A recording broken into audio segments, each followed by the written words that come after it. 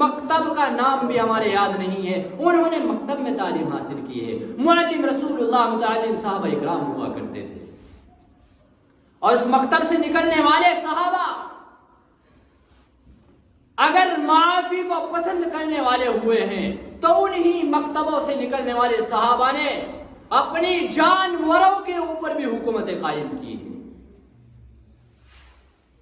آپ کو یاد ہونا چاہیے وہ تاریخ جس وقت میں حضرت عقبہ رضی اللہ تعالی عنہ افریقہ کے جنگلوں میں جاتے ہیں اور جا کر کے اعلان کرتے ہیں، خونخوار جنگلوں میں جا کر اعلان کرتے ہیں، او جنگل کے جنگلی جانوروں، او درندوں چرندوں پرندوں، ہم رسول اللہ کے صحابہ ہیں، ہم رسول اللہ کے سپاہی ہیں، ہم تمہیں خبر کرنا چاہتے ہیں کہ تم یہ علاقہ خالی کر دو، ہم یہاں رسول اللہ کے صحابی آ چکے ہیں، ہم یہاں اسلام کا چیک پوسٹ بنانا چاہتے ہیں، ہم یہاں اسلام کی چھاونی بنانا چاہتے ہیں، ہم یہاں مذہب اسلام کا اڈا جمانا چاہتے ہیں، جنگل کے جانوروں یہاں سے کوچ کر جاؤ۔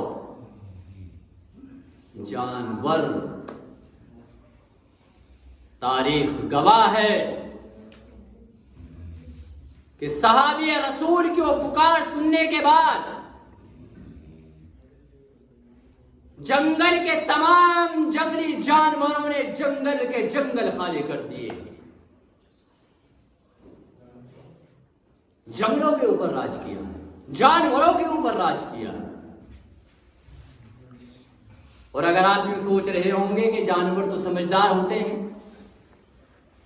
باہر جانور سمجھدار ہوتے ہیں، تو پھر اسی مکتب کے اسی مدرسے کے دوسرے طالب علم کو اٹھائیے۔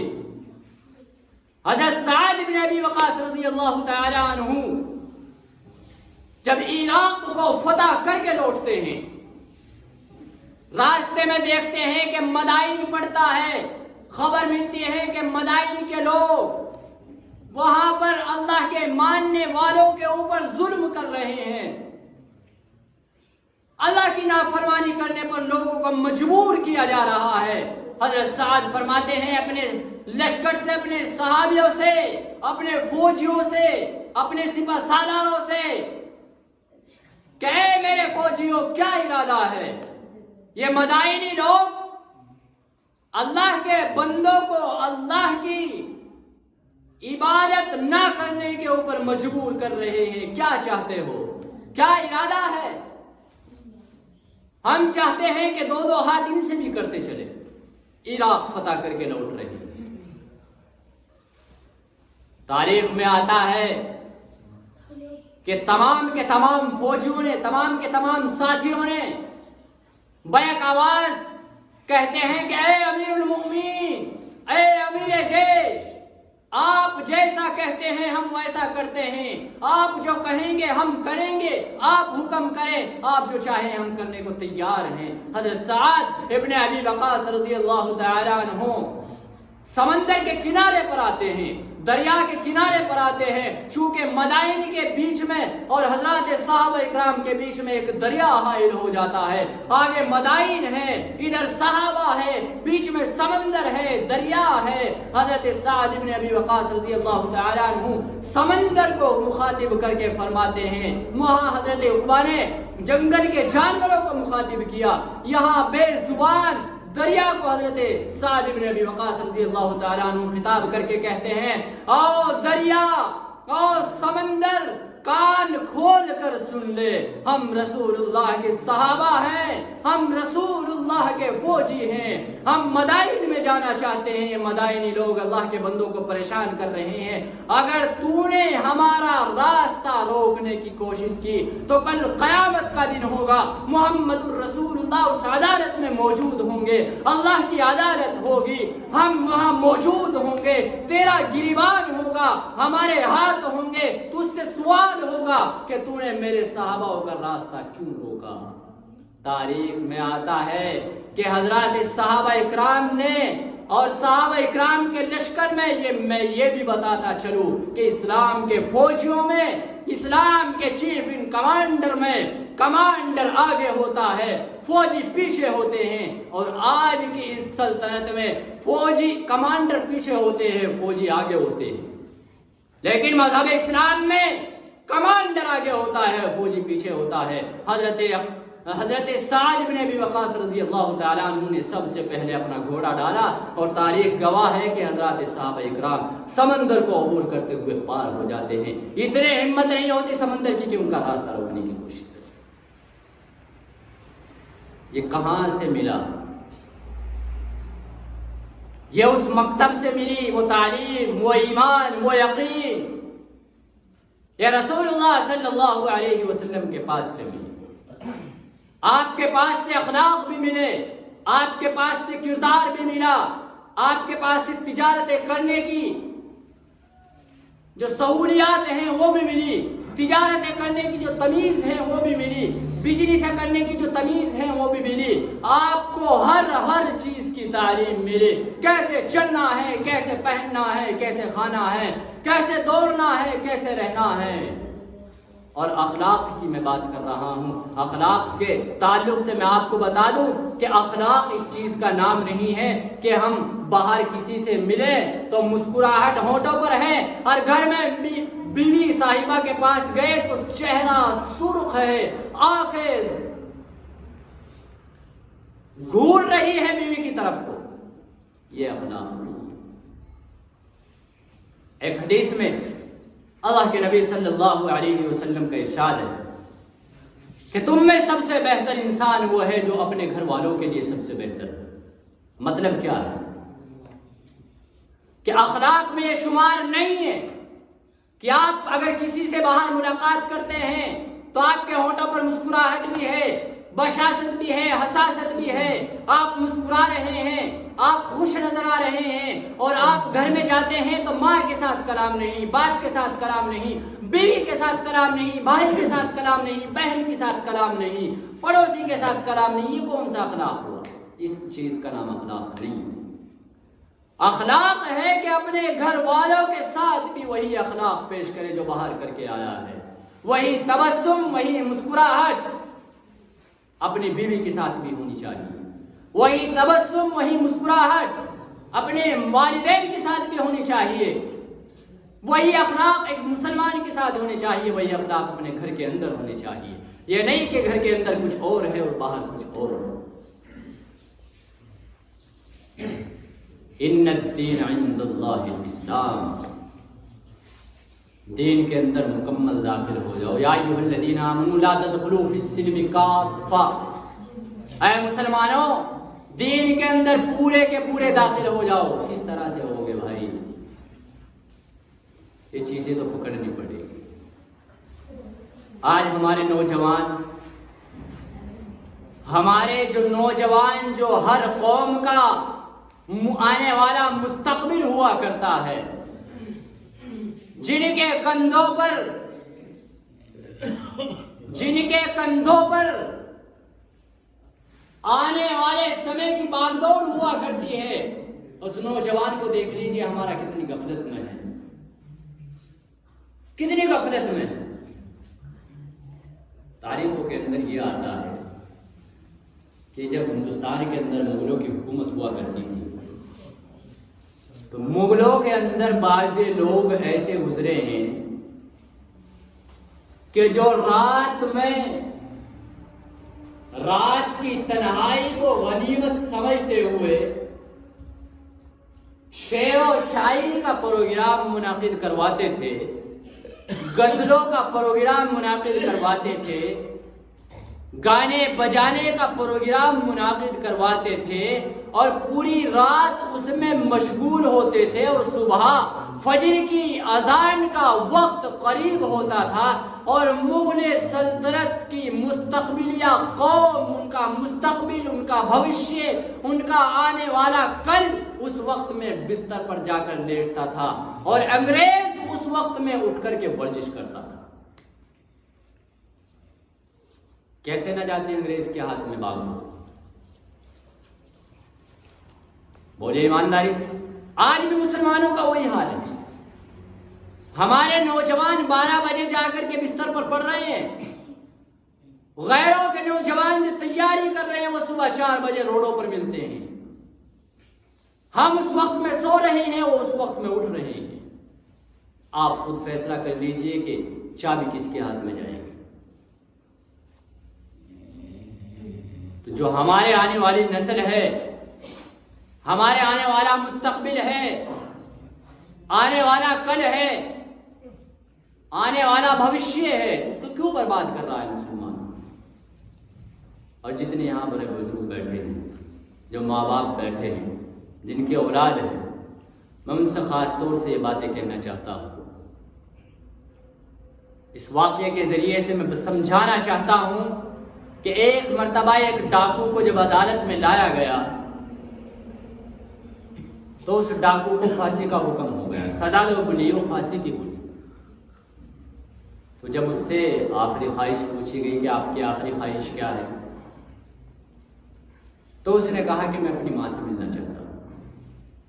اس کی ماں کو بلایا گیا. ماں باپ ذرا توجہ سے سنو.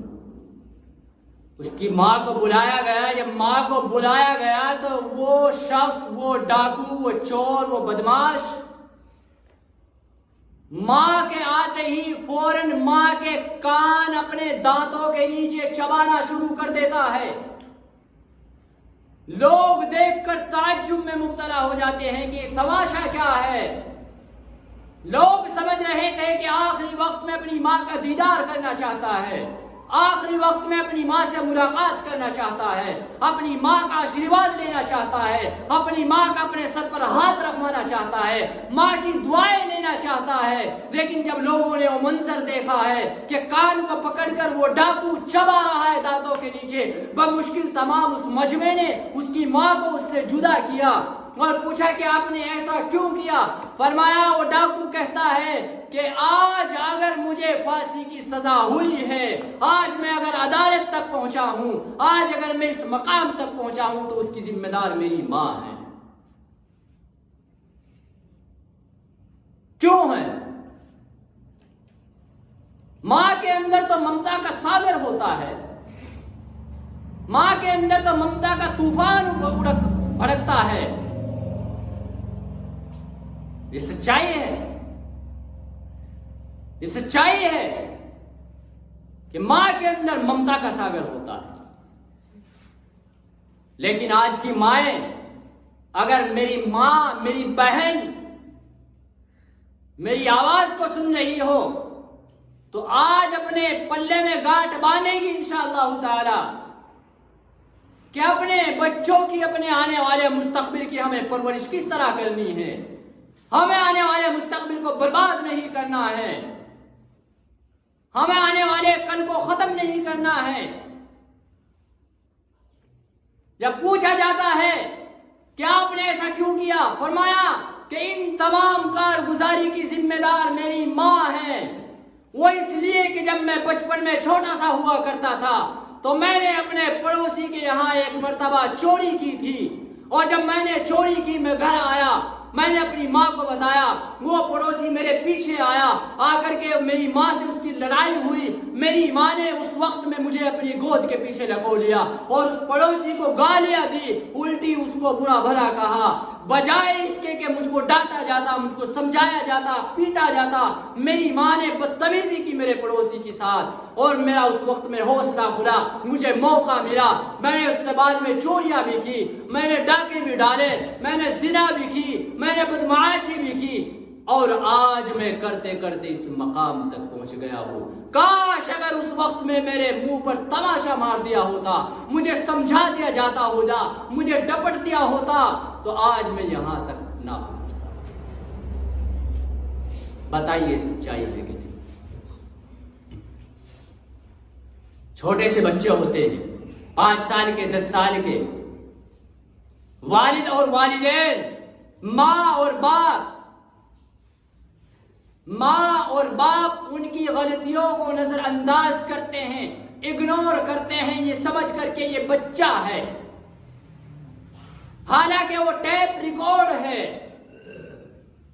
جس طرح سے موبائل کسی چیز کو، کیمرہ کسی چیز کو ریکارڈ کرتا ہے اور ریکارڈ کر کے سیو کر لیتا ہے، اسی طرح سے ایک بچے کا دماغ تمام کیفیات کو، تمام حالات کو، تمام گھر کے ماحول کو کیچ کرتا ہے، اور جب وہ بولنا شروع ہو جاتا ہے، جب وہ بکنا شروع ہو جاتا ہے تو وہ تمام کیفیات سنا دیتا ہے اور ٹیپ ریکارڈ کی طرح کام کرتا ہے۔ آپ کیسے اگنور کر رہے ہیں اس کو، کیسے نظر انداز کر رہے ہیں اس کو، بچہ سمجھ کر کے چھوڑ رہے ہیں آپ اس کو۔ ہم نے دیکھا ہے کہ 3 سال کے بچے جن پہ امی ابا کہنا نہیں آیا، آج وہ اچھا خاصا موبائل چلا دیتے ہیں۔ تو کیا وہ ماں باپ کے ماحول کو نہیں دیکھتے؟ کیا وہ گالیاں نہیں سنتے؟ کیا وہ برے الفاظ نہیں سنتے؟ کیا وہ بے حیائی کو نہیں دیکھتے؟ کیا وہ بے شرمائی کو نہیں دیکھتے؟ سب کچھ کیچ کر رہے ہیں میرے بھائیوں، سب کچھ ریکارڈ کر رہے ہیں، اور پھر بڑے ہوتے جاتے ہیں تو ماں باپ کی زبان پر یہ شکوہ آتا ہے کہ ہمارے بچے ہمارے قابو سے باہر ہو چکے ہیں۔ کیوں نہ ہو؟ جب آپ نے شروع سے ان کی پرورش ایسی کی ہے تو کیوں نہ ہو؟ اور پھر جو نوجوان نوجوانی کو پہنچتے ہیں، جو بچے بڑے ہو جاتے ہیں، اب وہ جوانی کو پہنچ رہے ہیں، اب نہ ماں باپ کی قدر ہے، نہ والد کی قدر ہے، نہ والدین کی قدر ہے، نہ بھائی کی قدر ہے، نہ بہن کی قدر ہے۔ بس اگر ہے تو میں ہوں، گھر میں اگر ہوں تو میں ہوں۔ یہ مذہب اسلام نہیں سکھاتا ہے، یہ مذہب اسلام نہیں سکھاتا ہے۔ بہرحال لمبی گفتگو ہو جائے گی، باتیں تو ہم پوری رات کرتے رہیں، آپ سنتے رہیں، اور آپ یہاں سے جا کر کے جیسے تھے اگر ویسے کے ویسے ہی رہ گئے تو ہمارے آنے کا کوئی فائدہ نہیں ہے، ہمارے آنے کا پھر کوئی فائدہ نہیں ہے۔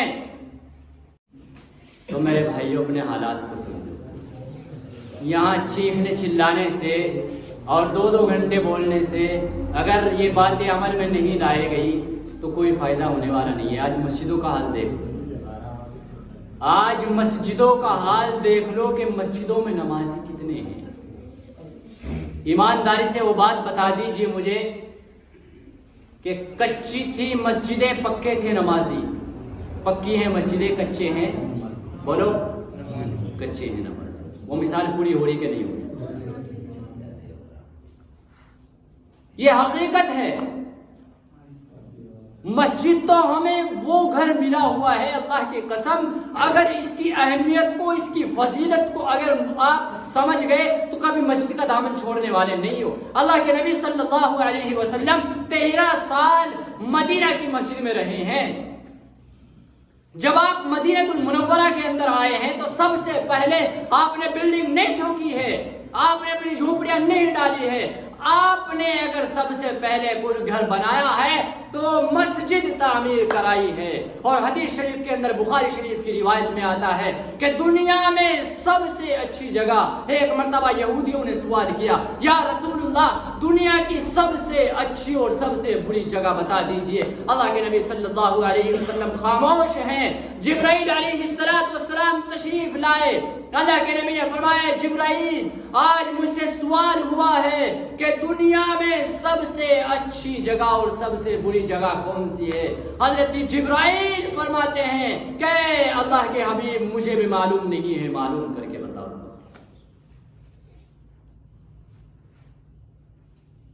اللہ کے دربار میں حاضر ہوتے ہیں جبرائیل، فرشتوں کے سردار،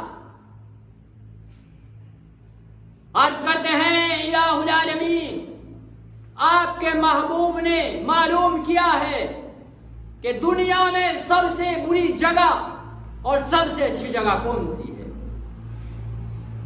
اللہ تبارک و تعالی ارشاد فرمایا اللہ نے کہ اے جبرائیل آج تم نے مجھ سے ایسا سوال کیا ہے کہ آپ سے پہلے اتنا اچھا سوال نہیں کیا۔ جاؤ میرے محبوب سے کہہ دینا کہ دنیا میں سب سے اچھی جگہ جس کے بعد کوئی جگہ نہیں ہے وہ مسجد ہے، اور دنیا میں سب سے بری جگہ جس کے بعد برائی کی کوئی جگہ نہیں ہے وہ بازار ہے۔ اور دنیا کی سب سے اچھی جگہ سے آج مسلمان بھاگ رہا ہے۔ مسجدوں میں اذان ہوتی ہے، مسلمان دروازوں کے سامنے سے گزر جاتا ہے، مسجدیں بد دعائیں دیتی ہے، بد دعائیں کرتی ہے ایسے محلات کے اوپر، ایسے لوگوں کے اوپر، ایسے مسلمانوں کے اوپر کہ جن مسجدوں میں اذان ہوتی ہے اور مسلمان مسجدوں میں نہیں جاتا۔ ارے ہندو اپنی مندروں کو آباد کر رہا ہے، عیسائی اپنے گرجا گھروں کو آباد کر رہے ہیں، سکھ اپنے گردواروں کو آباد کر رہے ہیں، مسلمان تو سنیما گھروں کو آباد کر رہا ہے۔ مسجد کو چھوڑ کر کس چیز کو آباد کر رہا ہے؟ مسلمان تو مسجد کو آباد کر، اللہ تجھے آباد کر دے گا، ورنہ مسجد بد دعائیں دیتی ہے کہ اے اللہ ان مسلمانوں نے مجھے برباد کیا ہے، تو بھی انہیں میری طرح ویران اور برباد کر دے۔ مسجد کی آبادی، مسجد میں آ کر کے عبادت کرنا، یہ در و دیوار چمکا دینا، شیشے کھڑے کر دینا، ایسے ایسے لگا دینا، ماربلیں بچھا دینا، یہ مسجد کی روحانیت نہیں ہے، یہ مسجد کو آباد کرنا نہیں ہے۔ اصل مسجد کی جو روح ہے، اصل مسجد کو جو آباد کیا جاتا ہے وہ عبادت سے آباد کیا جاتا ہے۔ کیسے نماز چھوڑتا ہے مسلمان؟ کیسے؟ ارے قربان جاؤں اس ذات اقدس پر جس کے طفیل میں آج ہم اور آپ یہاں بیٹھے ہیں۔ آخری وقت میں حضرت عائشہ، اما عائشہ رضی اللہ تعالیٰ عنہا فرماتی ہیں کہ آخری وقت ہے اللہ کے نبی صلی اللہ علیہ وسلم کا دنیا سے رخصت ہونے کا، اور آپ کی زبان سے صحیح سے الفاظ بھی نہیں نکلتے ہیں، اور آپ اس وقت میں بھی فرماتے ہیں کہ میری امتی، اے میری امت کے لوگوں نماز نہ چھوڑنا، اے میری امت کے لوگوں نماز نہ چھوڑنا۔ آپ تو دنیا سے جاتے جاتے نماز کی تلقین فرما رہے ہیں، آج ہم کیسے نماز کے بغیر سو جاتے ہیں؟ کہاں گیا ہمارا احساس؟ کیوں نہیں سمجھتے؟ ہمارے دل کلا بل ران علی قلوبہم ما کانوا یکسبون ہو گئے ہیں۔